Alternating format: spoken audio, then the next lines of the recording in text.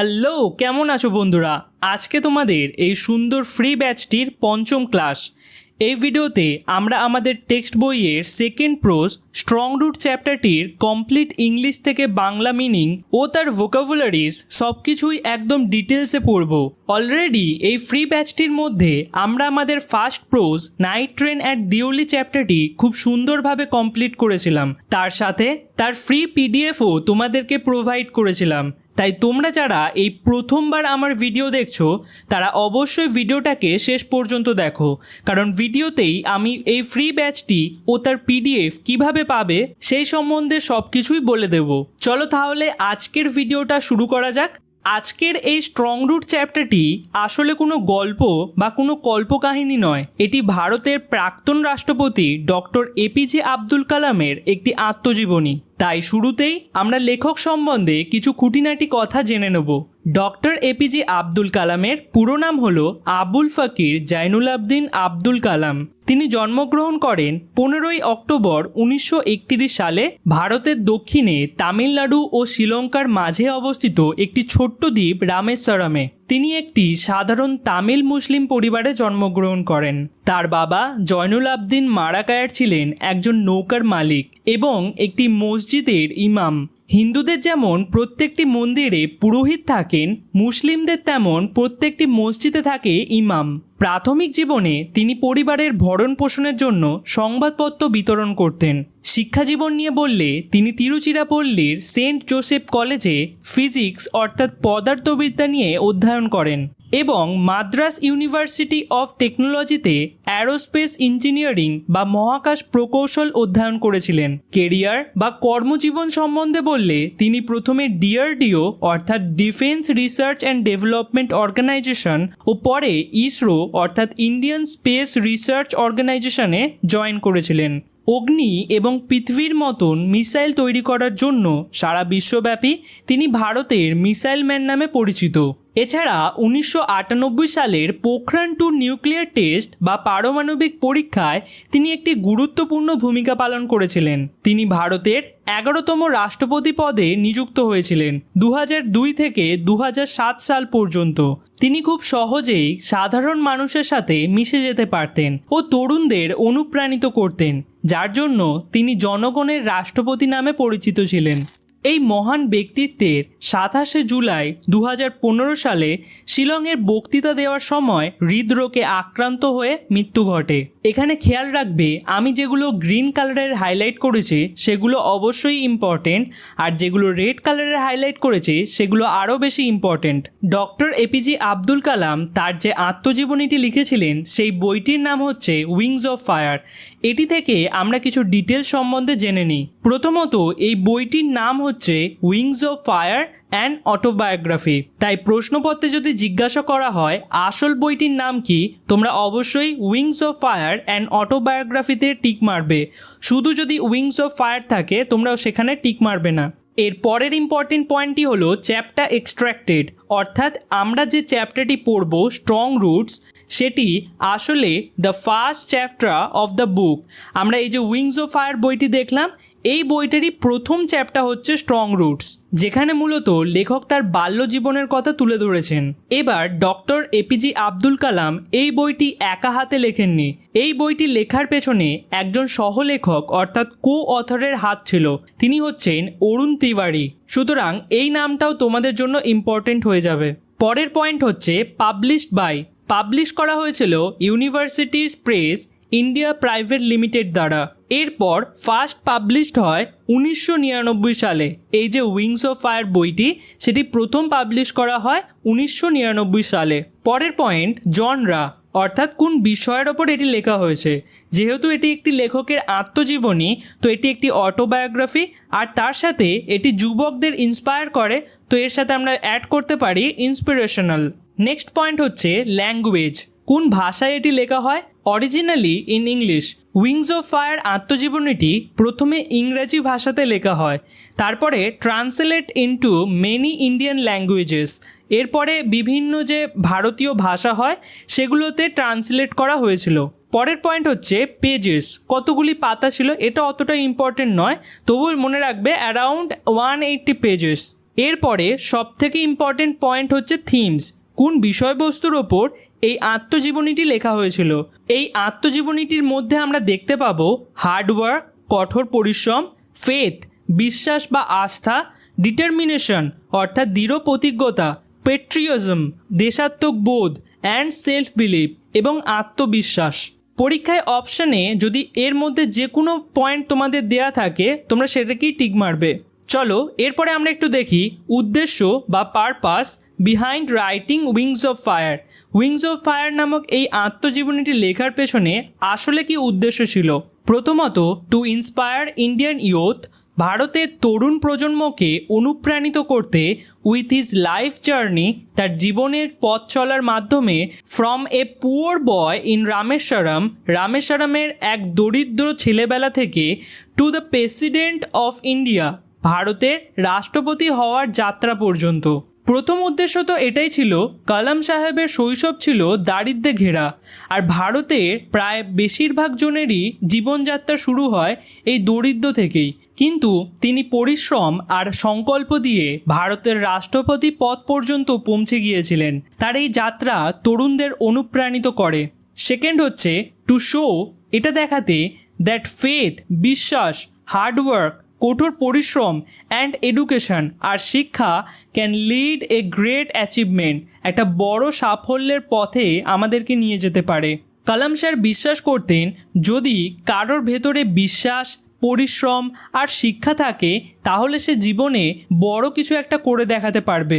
এছাড়া অবশ্যই প্রাথমিক উদ্দেশ্য ছিল টু রেকর্ড ইন্ডিয়াস জার্নি, ভারতের পথ চলাকে তুলে ধরতে ইন সায়েন্স, বিজ্ঞানের দিক থেকে, টেকনোলজি, প্রযুক্তির দিক থেকে, অ্যান্ড সেলফ রিলায়েন্স এবং আত্মনির্ভরতার দিক থেকে। কালাম স্যার তার লেখায় দেখিয়েছিলেন কিভাবে ভারত বিজ্ঞান ও প্রযুক্তিতে উন্নতি করে আত্মনির্ভর হয়ে উঠেছে। এবং সবশেষে to share spiritual and moral values, আধ্যাত্মিক ও নৈতিক মূল্যবোধ ভাগ করে নিতে, that helped shaped his personality, যেগুলি তার ব্যক্তিত্বকে গড়ে তুলতে সাহায্য করেছিল। কালাম স্যার বিশ্বাস করতেন আধ্যাত্মিকতা ও নৈতিকতা একজন মানুষকে ভালো মানুষ হিসেবে গড়ে তুলতে পারে। এটাই তার জীবনে বেশি করে প্রভাব ফেলেছিল, যার কিছুটা ঝলক আমরা এই স্ট্রং রুট চ্যাপ্টারটি পড়েই দেখতে পাবো। চলো তাহলে শুরু করা যাক আমাদের টেক্সটির লাইন বাই লাইন মিনিং আর তার সাথে তার detailed vocabularies. I was born, আমি জন্মগ্রহণ করি, in a middle class Tamil family, একটি মধ্যবিত্ত তামিল পরিবারে, in the island town of Rameswaram, দ্বীপনগরী রামেশ্বরমে। আইল্যান্ড টাউন মানে হচ্ছে দ্বীপ শহর বা দ্বীপনগরী। In the erstwhile Madras state, erstwhile মানে হচ্ছে পূর্বতন বা আগের নাম।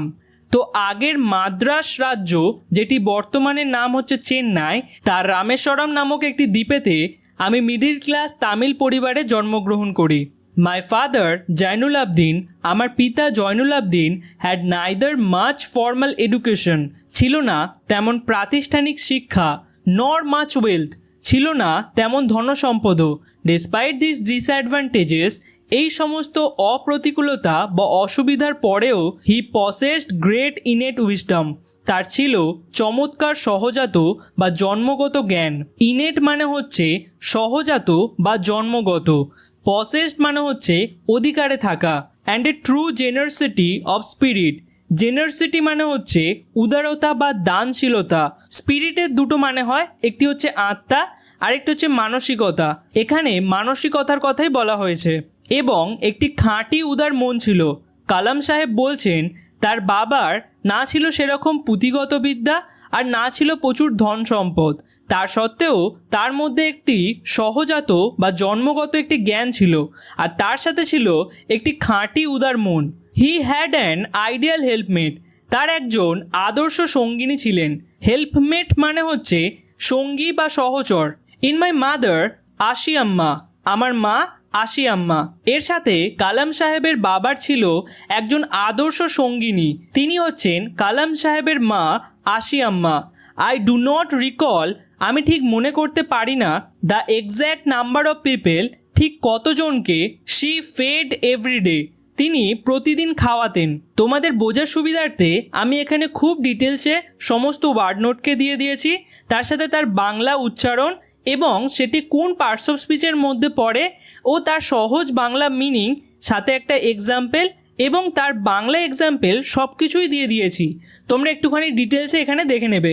সব কিছুই আমি প্রত্যেকটা স্লাইডের পাশেই দিয়ে দিয়েছি, যাতে তোমাদের পড়তে কোনো না অসুবিধা হয়। চলো তাহলে পরের পেজে যাওয়া যাক। But I am quite certain, তবে আমি সম্পূর্ণ নিশ্চিত, that far more outsiders ate with us, that far more মানে আরও বেশি, আউটসাইডার্স বাইরের লোকজন, এট উইথ আস খেত আমাদের সাথে, যে বাইরের লোকজনের সংখ্যা আরও বেশি ছিল, than all the members of our own family put together মানে হচ্ছে একত্রিত করা, আমাদের পরিবারের সমস্ত সদস্যদের মোট সংখ্যার থেকেও। তো কালাম সাহেব বলছেন তিনি সম্পূর্ণ নিশ্চিত ছিলেন যে বাইরের লোকজনের সংখ্যাই বেশি ছিল তাদের পরিবারের সমস্ত সদস্যদের তুলনায়, যাদেরকে তার মা খাওয়াতেন। এবার একটু আমরা সংক্ষেপে দেখে নিই যতদূর অবধি আমরা পড়লাম। এপিজে আব্দুল কালাম জন্মেছিলেন এক সাধারণ তামিল পরিবারে, রামেশ্বরম নামের একটি শান্ত দ্বীপনগরীতে। তার বাবা জয়নুল আবদিন ছিলেন খুবই সাধারণ একজন মানুষ। না ছিল উচ্চশিক্ষা, না ছিল অর্থ সম্পদ, কিন্তু ছিলেন গভীর জ্ঞানী ও মনের দিক থেকে উদার। তার মা আশিয়াম্মা ছিলেন একজন আদর্শ গৃহিণী, ভীষণ অতিথিপরায়ণ ও মমতাময়ী। এমনকি প্রতিদিন এত অতিথি খেতে আসতেন যে তাদের নিজেদের পরিবারের চেয়ে বাইরের মানুষের সংখ্যাই বেশি হয়ে যেত। এরপর মাই পেরেন্টস, আমার বাবা মা, ওয়্যার ওয়াইডলি রিগার্ডেড, ওয়াইডলি মানে হচ্ছে সর্বত্র বা ব্যাপকভাবে, রিগার্ডেড মানে হচ্ছে মনে করা বা গণ্য করা, অনেকের কাছেই পরিচিত ছিলেন অ্যাজ অ্যান আইডিয়াল কাপল, একজন আদর্শ দম্পতি হিসাবে। আব্দুল কালামের বাবা ও মা অনেকের কাছেই পরিচিত ছিলেন একজন আদর্শ দম্পতি হিসাবে। মাই মাদার্স লাইনেজ মানে হচ্ছে বংশ বা বংশধারা। আমার মায়ের পরিবার ওয়াজ দ্য মোর ডিস্টিংগুইশড মানে হচ্ছে বিশিষ্ট বা সম্মানজনক, ছিল বেশি সম্মানজনক।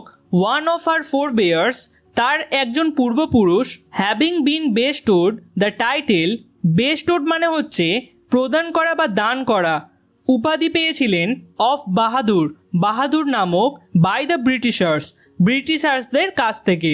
কালাম সাহেব বলছেন তার মায়ের পরিবার ছিল বেশি সম্মানজনক। তার মায়ের একজন পূর্বপুরুষ বাহাদুর নামক উপাধি পেয়েছিলেন ব্রিটিশার্সদের কাছ থেকে। এরপর I was one of many children, আমি ছিলাম আমাদের অনেক ভাই বোনেদের একজন। এ শর্ট বয়, একজন খাটো ছেলে, with rather undistinguished looks, undistinguished মানে হচ্ছে সাধারণ বা আকর্ষণহীন, অর্থাৎ যার চেহারায় বিশেষ কিছু আকর্ষণীয় ছিল না। Born to tall and handsome parents, কিন্তু আমার বাবা মা ছিলেন লম্বা ও আকর্ষণীয়। We lived in our ancestral home, আমরা থাকতাম আমাদের বংশগত পুরনো বাড়িতে। Which was build in the middle of the 19th century, যেটা বানানো হয়েছিল 19 শতকের মাঝামাঝি সময়ে।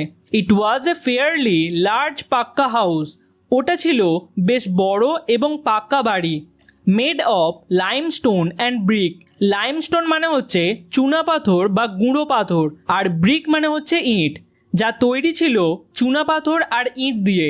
On the mosque street in রামেশ্বরমের মসজিদ স্ট্রিটে অবস্থিত।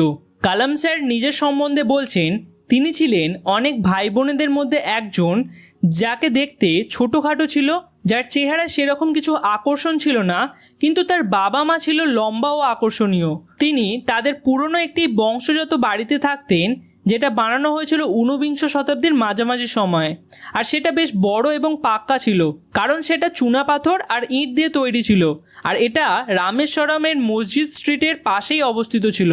মাই অস্ট্রিয়ার ফাদার, অস্ট্রিয়ার মানে হচ্ছে সংযমী বা কঠোর, আমার সংযমী পিতা ইউজ টু অ্যাভয়েড, এড়িয়ে চলতেন, অল ইনএসেন্সিয়াল কমফোর্টস অ্যান্ড লাক্সারিজ, যেসব আরাম আয়েশ একেবারে দরকার নেই সেগুলো।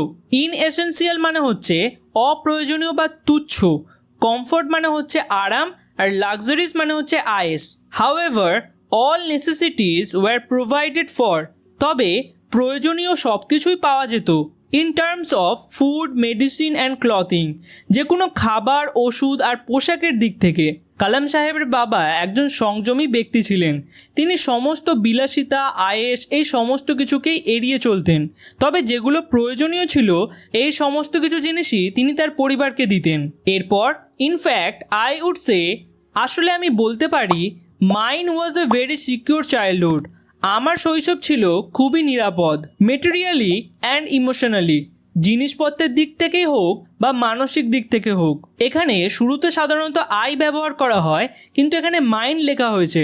এখানে খেয়াল রাখবে মাইন্ড হচ্ছে একটি পসেসিভ প্রোনাউন। সাধারণত এখানে আই ব্যবহার করা হয়, এর মানে হতো আমি, কিন্তু এখানে মাইন্ড ব্যবহার করা হয়েছে, তাই এর মানে হবে আমার। এবার একটু সংক্ষেপে দেখা যাক। কালাম সাহেবের বাবা মাকে সবাই খুব সম্মান করত এবং আদর্শ দম্পতি বলে মনে করত।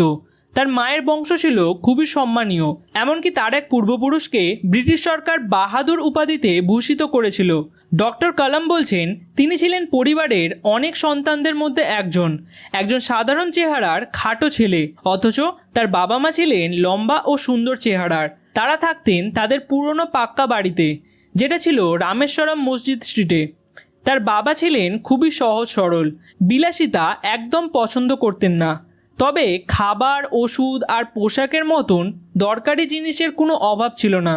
কালাম তার শৈশবকে খুবই সুরক্ষিত ও সুখের বলে মনে করেন, কারণ তার ভিত্তি মজবুত ছিল এবং মনও শান্ত ছিল। এরপর I normally ate with my mother, আমি সাধারণত খেতাম আমার মায়ের সঙ্গে। Sitting on the floor of the kitchen, রান্নাঘরের মাটিতে বসে। She would place a banana leaf before me, তিনি আমার সামনে একটি কলা পাতা বিছিয়ে দিতেন। On which she then ladled rice, যার ওপর তিনি তুলে দিতেন ভাত। অ্যান্ড অ্যারোমেটিক সাম্বার, আর সুগন্ধি সাম্বার। সাম্বার একটি আসলে দক্ষিণ ভারতের ডাল ও সবজি মিশ্রিত তরকারি। এরপর এ ভ্যারাইটি অফ শার্প, বিভিন্ন রকমের ঝাঁঝালো হোমমেড পিকল, ঘরোয়া বানানো আচার। And a dollop of fresh coconut chutney. Dollop মানে হচ্ছে 1 চামচ বা অল্প কিছু পরিমাণ, ফ্রেশ মানে হচ্ছে তরতাজা, কোকোনাট চাটনি অর্থাৎ নারকেলের চাটনি, আর একটু তাজা নারকেলের চাটনি। সংক্ষেপে বললে কালাম সাহেবের শৈশব খুবই সাদামাটা ও ঘরোয়া ছিল। তিনি মায়ের সঙ্গে রান্নাঘরের মাটিতে বসে খেতেন। তার মা তার সামনে কলাপাতা পাততেন, তাতে থাকতো ভাত, সুগন্ধি সাম্বার, ঝাঁঝালো ঘরোয়া আচার আর তাজা নারকেল চাটনি। এই ছবিটা তার জীবনের সরলতা ও মায়ের ভালোবাসায় ভরা শৈশবের দারুণ একটি ঝলক দেয়। দ্য শিবা টেম্পল, শিবা মন্দিরটি, which made Rameswaram so famous to pilgrims, যেটা রামেশ্বরমকে তীর্থযাত্রীদের কাছে এত বিখ্যাত করেছিল, was about a 10 minute walk from our house, তা ছিল আমাদের বাড়ি থেকে প্রায় 10 মিনিট হাঁটার দূরত্বে। Our locality was predominantly Muslim, আমাদের পাড়ায় প্রায় বেশিরভাগ মানুষই ছিল মুসলমান। But there were quite a lot of Hindu families too, তবুও অনেক হিন্দু পরিবারও ছিল। Living amicably with their Muslim neighbours, যারা মুসলিম প্রতিবেশীদের সঙ্গে খুব মিলেমিশে থাকতেন। এখানে অ্যামিকেবলি মানে হচ্ছে মিলেমিশে বা বন্ধুত্বপূর্ণভাবে, এবং প্রিডমিনেন্টলি মানে হচ্ছে প্রধানত বা অধিকাংশে। এরপর there was a very old mosque in our locality, আমাদের এলাকায় একটি পুরনো মসজিদ ছিল। Where my father would take me for evening prayers, যেখানে সন্ধ্যেবেলায় বাবা আমাকে নিয়ে যেতেন নামাজ পড়াতে। I had not the faintest idea, আমার সামান্য ধারণাও ছিল না, of the meaning of the Arabic prayers chanted, সেই আরবি প্রার্থনাগুলোর মানে সম্পর্কে যেগুলো পড়া হতো। But I was totally convinced that they reached god, তবুও আমি নিশ্চিত ছিলাম ওগুলো আল্লাহর কাছে পৌঁছে যায়। এবার একটু সংক্ষেপে দেখা যাক। রামেশ্বরম শহরের বিখ্যাত শিব মন্দির তাদের বাড়ির কাছেই ছিল, যেখানে তীর্থযাত্রীরা ভিড় করতেন। তাদের পাড়া ছিল মূলত মুসলিমদের, তবে কিছু হিন্দু পরিবারও ছিল যাদের সঙ্গে ছিল এক অসাধারণ সম্প্রীতি। কালাম সাহেবের বাবা প্রতিদিন সন্ধ্যায় তাকে নিয়ে যেতেন পুরনো মসজিদের নামাজ পড়তে। যদিও ছোটবেলায় তিনি আরবি দোহার অর্থ বুঝতেন না, তবুও বিশ্বাস করতেন সেগুলো আল্লাহর কাছেই পৌঁছে যায়। এরপর when my father came out of the mosque, আমার বাবা যখন মসজিদ থেকে বের হতেন, আফটার দ্য প্রেয়ার্স, নামাজ শেষ করে, পিপল অফ ডিফারেন্ট রিলিজিয়ন্স, বিভিন্ন ধর্মের মানুষ, উড বি সিটিং আউটসাইড, বাইরে বসে থাকতেন, ওয়েটিং ফর হিম, বাবার জন্য অপেক্ষা করতেন। এরপর মেনি অফ দেম, তাদের মধ্যে অনেকে, offered bowls of water to my father, আমার বাবার হাতে জলের বাটি দিতেন। Who would dip his finger tips in them, তিনি সেই বাটিগুলিতে তার আঙুল ডুবিয়ে দিতেন। অ্যান্ড সে এ প্রেয়ার, এবং একটি প্রার্থনা করতেন। This water was then carried home, এই পানিটি পরে বাড়িতে নিয়ে যাওয়া হতো। ফর ইন্ডিভিজুয়ালস, অসুস্থ মানুষদের জন্য। I also remember people visiting our home, আমি এটাও মনে করতে পারছি অনেকে আমাদের বাড়িতে আসতেন। To offer thanks after being cured, সুস্থ হয়ে ওঠার পর কৃতজ্ঞতা প্রকাশ করতে। ফাদার অলওয়েজ স্মাইল্ড, বাবা সবসময় হেসে বলতেন। And ask them to thank Allah, আর বলতেন আল্লাহকে ধন্যবাদ জানাতে। দ্য মার্সিফুল, যিনি পরম দয়ালু। এবার একটু সংক্ষেপে দেখা যাক। কালাম সাহেবের বাবা নামাজ পড়ে বের হলে বিভিন্ন ধর্মের মানুষ তার জন্য অপেক্ষা করতেন। তারা বাবাকে একটি করে পানির বাটি দিতেন, আর তিনি তাতে আঙুল ডুবিয়ে দোয়া করতেন। সেই পানি অসুস্থদের বাড়িতে নিয়ে যাওয়া হতো। এরপর অনেকে সুস্থ হয়ে তাদের বাড়িতে এসে ধন্যবাদ জানাতেন, কিন্তু বাবা সবসময় বলতেন আল্লাহর কৃপায় হয়েছে, আল্লাহকেই ধন্যবাদ দাও। চলো এরপর পড়া যাক। The high priest of Rameswaram temple Pakshi Lakshmana Sastry, Rameswaram মন্দিরের প্রধান পুরোহিত Pakshi Lakshmana Sastry was a very close friend of my father's, আমার বাবার একজন ঘনিষ্ঠ বন্ধু ছিলেন।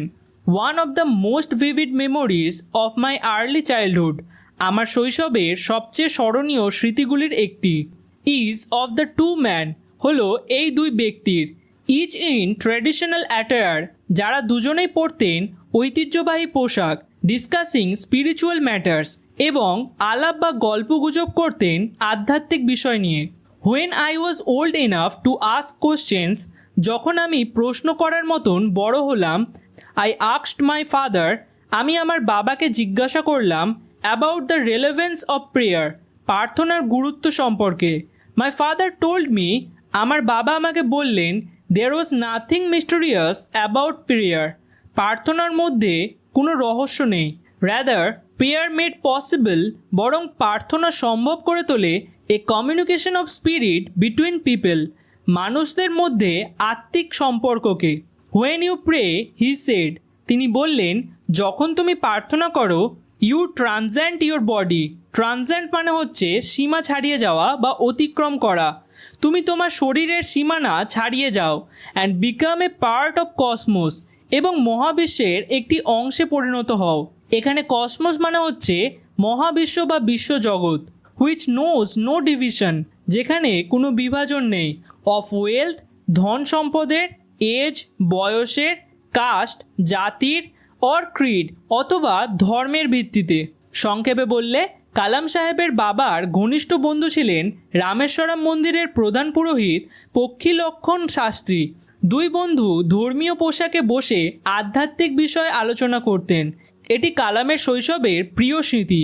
তিনি বাবাকে একবার জিজ্ঞাসা করেন প্রার্থনার মানে কি। বাবা বলেন, প্রার্থনার মধ্যে কোনো রহস্য নেই। প্রার্থনার মাধ্যমে মানুষ আত্মিকভাবে একে অপরের সঙ্গে যুক্ত হয়, আর প্রার্থনার সময় মানুষ শরীর ছাড়িয়ে মহাবিশ্বের অংশ হয়ে যায়, যেখানে জাত, ধর্ম, বয়স বা ধনের কোনো ভেদাভেদ নেই।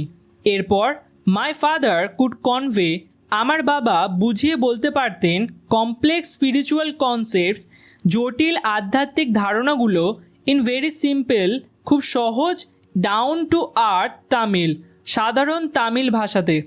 ডাউন টু আর্থ মানে হচ্ছে সাধারণ বা বাস্তববাদী।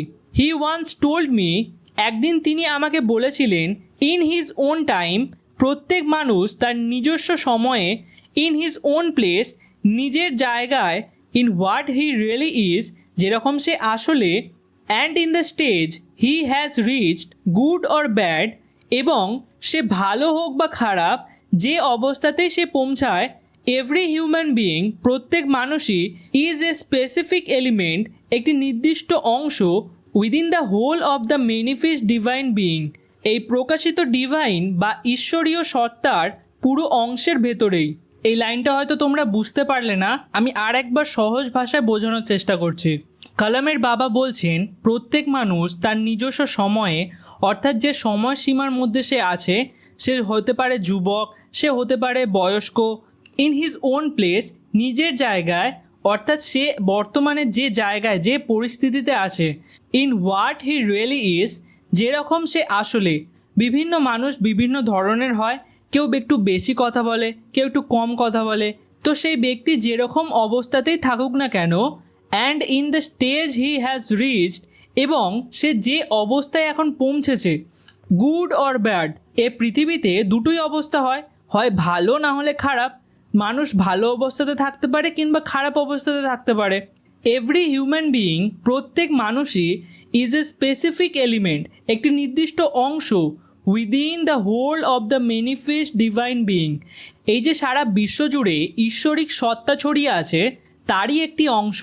So why be afraid of, তাহলে কেন ভয় পেতে হবে difficulties, sufferings and problem.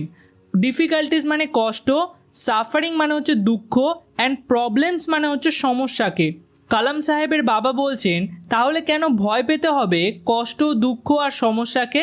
When travels কাম, যখন সমস্যা আসে, ট্রাই টু আন্ডারস্ট্যান্ড, চেষ্টা করো বুঝতে, the relevance of your sufferings, তোমার কষ্টের মানে বা তাৎপর্য কী থেকে তুমি কষ্টটা পাচ্ছ সেটি বোঝার চেষ্টা করো। অ্যাডভার্সিটি অলওয়েজ প্রেজেন্টস, দুর্দশা সবসময় এনে দেয় অপরচুনিটিস ফর ইন্ট্রোস্পেকশন, নিজের ভেতরে তাকানোর সুযোগ।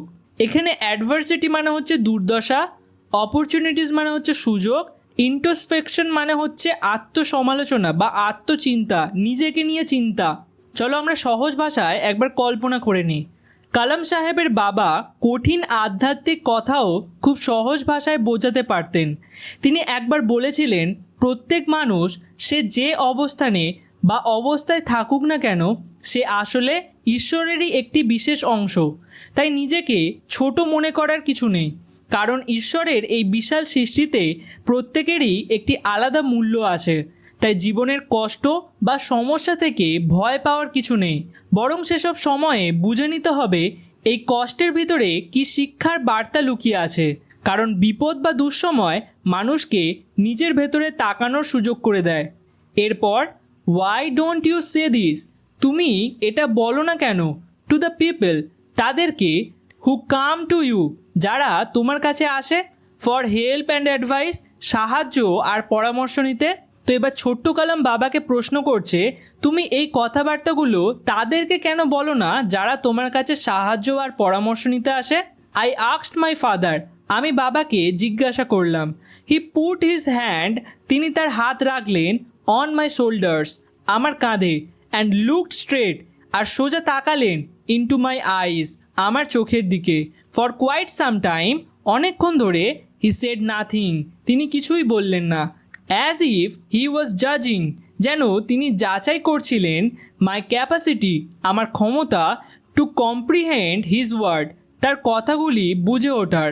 দেন হি আনসার্ড, তারপর তিনি উত্তর দিলেন, in a low deep voice, একটি নিচু অথচ গভীর কণ্ঠে।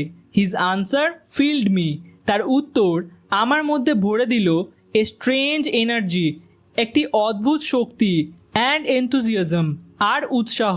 তিনি ছোট্ট কালামকে বললেন, হোয়েন এভার হিউম্যান বিইংস, যখনই মানুষ ফাইন্ড দেমসেলভস অ্যালোন, নিজেকে একা মনে করে, অ্যাজ এ ন্যাচারাল রিয়াকশন, স্বাভাবিক প্রতিক্রিয়া হিসাবে, দে স্টার্ট লুকিং, তারা খুঁজতে শুরু করে, ফর কোম্পানি, সঙ্গী বা সঙ্গ। এরপর তিনি বলছেন, whenever they are in trouble, যখন তারা সমস্যায় পড়ে, দে লুক ফর সামওয়ান, তারা কাউকে খোঁজে, টু হেল্প দেম, যে তাদেরকে সাহায্য করতে পারে।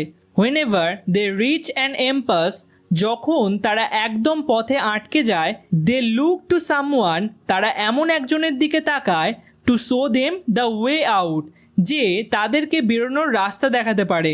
এবার একটু কল্পনা করে নিই, একবার কালাম সাহেব তার বাবাকে জিজ্ঞাসা করেছিলেন, তুমি যেসব গভীর কথা জানো সেগুলো মানুষকে বলো না কেন।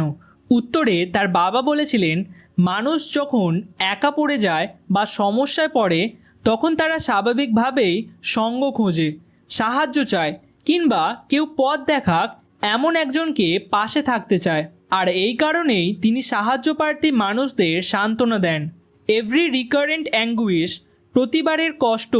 অ্যাঙ্গুইশ মানে হচ্ছে যন্ত্রণা বা মানসিক কষ্ট, আর রিকারেন্ট মানে হচ্ছে পুনরাবৃত্তি বা বারবার ঘটে এমন। তো প্রতিবারের কষ্ট longing and desire.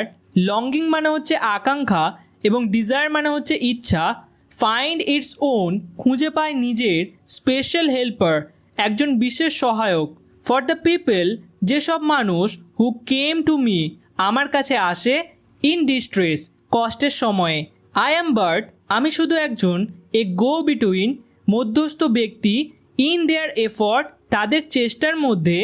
Two প্রপিশিয়েট demonic forces, অশুভ শক্তিকে শান্ত করার। উইদিন প্রেয়ার অ্যান্ড অফারিংস, প্রার্থনা ও নিবেদনের মাধ্যমে। প্রপিশিয়েট মানে হচ্ছে শান্ত করা বা প্রসন্ন করা, আর ডিমনিক মানে হচ্ছে অশুভ বা দানবীয়। তো কালাম সাহেবের বাবা বলছেন প্রতিবারেই যখন কষ্ট, আকাঙ্ক্ষা, ইচ্ছা এই সমস্ত কিছু নিয়ে কোনো মানুষজন তার সামনে আসেন, তারা সবাই একটি সহায়ক খুঁজতে চান এবং কষ্টের সময় তিনি তাদের মধ্যস্থ ব্যক্তি হয়ে দাঁড়ান এবং তিনি প্রার্থনা ও নিবেদনের মাধ্যমে সেই সমস্ত অশুভ শক্তিকে শান্ত করার চেষ্টা করেন। এরপর দিস ইজ নট, এটা মোটেও নয়। এ কারেক্ট অ্যাপ্রোচ, একটি সঠিক উপায়। অ্যাট অল, একদমই না। And should never be followed, আর এটা কখনো অনুসরণ করা উচিত নয়। ওয়ান মাস্ট আন্ডারস্ট্যান্ড, প্রত্যেকের বোঝা উচিত বা প্রত্যেক ব্যক্তির এটা উপলব্ধি করা উচিত। দ্য ডিফারেন্স, এই পার্থক্যটা।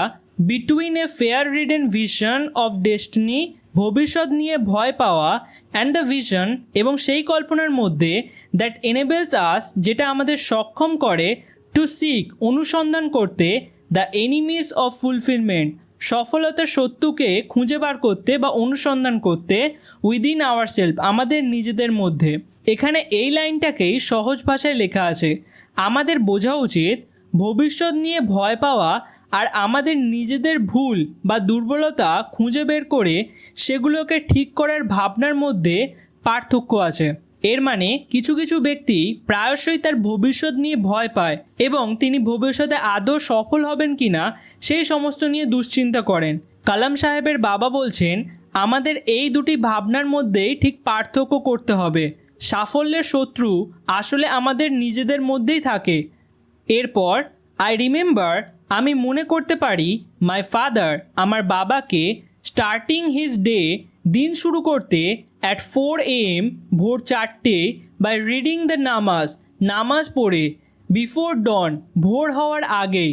ডন মানে হচ্ছে ভোর হওয়া বা সূর্যোদয় হওয়া। আফটার দ্য নামাজ, নামাজ পড়ার পরে। He use to walk down, তিনি হেঁটে যেতেন। Two a small coconut Grove, একটি ছোট নারকেল বাগানে।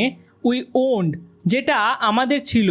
অ্যাবাউট 4 miles, যেটা ছিল প্রায় 4 মাইল। ফ্রম আওয়ার হোম, আমাদের বাড়ি থেকে দূরে। হি উড রিটার্ন, তিনি ফিরে আসতেন। উইথ অ্যাবাউট এ ডজন কোকোনাটস, প্রায় 1 ডজন নারকেল নিয়ে। টাইড টুগেদার, যেগুলো একসাথে বাঁধা থাকতো। থ্রোন ওভার হিজ শোল্ডার, তার কাঁধে সেগুলো ফেলা থাকতো। অ্যান্ড অনলি দেন, আর তারপরেই। Would he have his breakfast, তিনি নিজের প্রাতরাশ করতেন। দিস রিমেইন্ড হিজ রুটিন, এটাই ছিল তার রোজকার অভ্যাস। ইভেন হোয়েন, এমনকি যখন। He was in his late 60s, তিনি 60 বছরের কাছাকাছি বয়সে ছিলেন। এবার একটু সংক্ষেপে কল্পনা করা যাক। কালাম সাহেব বলছেন তার বাবা প্রতিদিন ভোর 4টের সময় নামাজ পড়ে দিন শুরু করতেন। এরপর হেঁটে 4 মাইল দূরের নিজেদের ছোট্ট নারকেল বাগানে যেতেন এবং 1 ডজন নারকেল কাঁধে নিয়ে এসে তবেই প্রাতরাশ করতেন। এমনকি 60 বছরের পরেও তিনি এই অভ্যাস বজায় রেখেছিলেন। এরপর আই হ্যাভ, আমি। থ্রু আউট মাই লাইফ, আমার পুরো জীবন জুড়ে। ট্রাইড টু ইমুলেট, অনুসরণ করার চেষ্টা করেছি। মাই ফাদার, আমার বাবাকে। ইন মাই ওন ওয়ার্ল্ড, আমার নিজের জগতে। অফ সায়েন্স অ্যান্ড টেকনোলজি, বিজ্ঞান ও প্রযুক্তির জগতে। আই হ্যাভ এন্ডেভার্ড, আমি চেষ্টা করেছি। টু আন্ডারস্ট্যান্ড, বুঝতে। দ্য ফান্ডামেন্টাল ট্রুথস, মূল সত্যগুলিকে। রিভিলড টু মি, যেগুলো আমার সামনে প্রকাশ পেয়েছিল। বাই মাই ফাদার, আমার বাবার মাধ্যমে।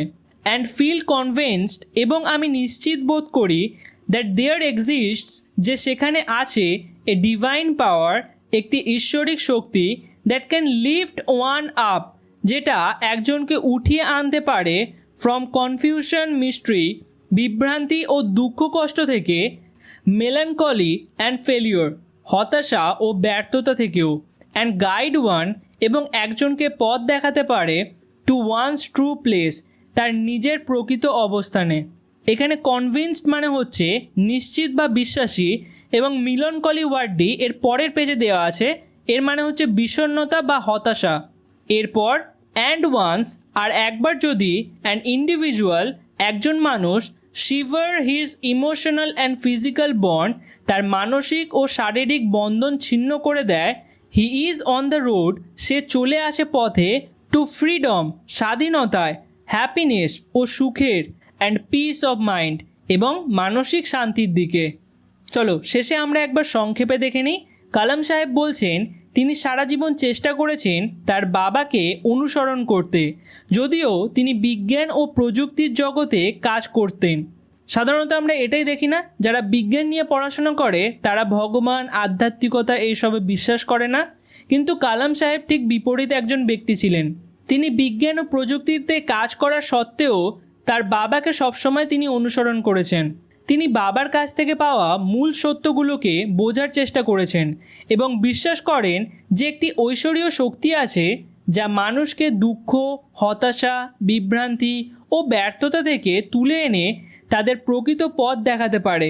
আর যখন কেউ তার মানসিক ও শারীরিক বন্ধন কাটিয়ে উঠতে পারে, তখন সে স্বাধীনতা, সুখ ও মানসিক শান্তির পথে এগিয়ে যায়। আশা করছি তোমরা সম্পূর্ণ টেক্সটটা বুঝতে পারলে। এরপর আমরা এখান থেকে কী কী রিয়েলাইজ করতে পারলাম এবং এক্সপিরিয়েন্স করতে পারলাম সেটা এক পলকে দেখে নিই। প্রথমত, Kalam talks about his peaceful childhood in Rameswaram. Kalam তার ছোটোবেলার শান্তিপূর্ণ জীবন নিয়ে কথা বলেছেন, যেটা তিনি রামেশ্বরমে কাটিয়েছিলেন। এরপর describes his father wisdom and spiritual strength. তিনি তার বাবার জ্ঞান ও আধ্যাত্মিকতা শক্তির ব্যাপারে কথা বলেন। এরপর learns the values of religious harmony as he grew up among Hindus and Muslims living in unity.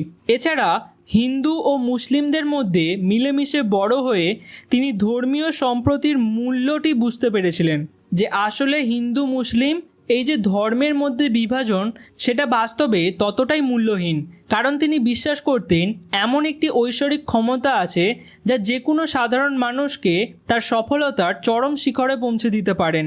এছাড়া his father believe that prayer connect people to the divine, giving them piece and strength.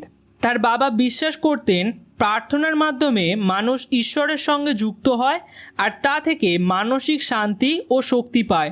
এবং শেষ যে পয়েন্টটি আমরা বুঝতে পারলাম সেটা হচ্ছে, Kalam realise that faith in God and inner strength can help one overcome difficulties. APJ Abdul Kalam বুঝিয়েছেন ঈশ্বরের ওপর বিশ্বাস আর নিজের মানসিক শক্তি থাকলে জীবনের কঠিন সময়গুলো পার করে ওঠা খুবই সহজে সম্ভব। চলো সবশেষে আলোচনা করা যাক কিভাবে তোমরা এই ব্যাচটি ফ্রিতে পাবে এবং এর পিডিএফগুলোকে ডাউনলোড করতে পারবে। প্রথমত, এই ব্যাচটি কমপ্লিটলি ফ্রি থাকবে ইউটিউবের মধ্যে। তোমরা এই চ্যানেলটির মধ্যেই দেখবে একটি প্লেলিস্ট তৈরি করা আছে, কিংবা নিচে কমেন্ট সেকশানে চেক করবে, সেখানেও আমি বিভিন্ন লিঙ্ক অ্যাড করে দেবো। এছাড়া এর ফ্রি পিডিএফ, নোটস এবং ডাউট সমস্ত কিছু তোমরা আমাদের টেলিগ্রাম গ্রুপে জিজ্ঞাসা করতে পারবে, তার লিঙ্কও আমি কমেন্ট সেকশানে দিয়ে দিয়েছি। এছাড়া শুধুমাত্র আমি তোমাদের ফ্রি পিডিএফ দেবো না, তার সম্পূর্ণ কোশ্চেন আনসারের সলিউশন আমি স্টাডি জমজমাটি চ্যানেলের মধ্যেই ছাড়বো, তাই অবশ্যই চ্যানেলটিকে সাবস্ক্রাইব করে রাখো।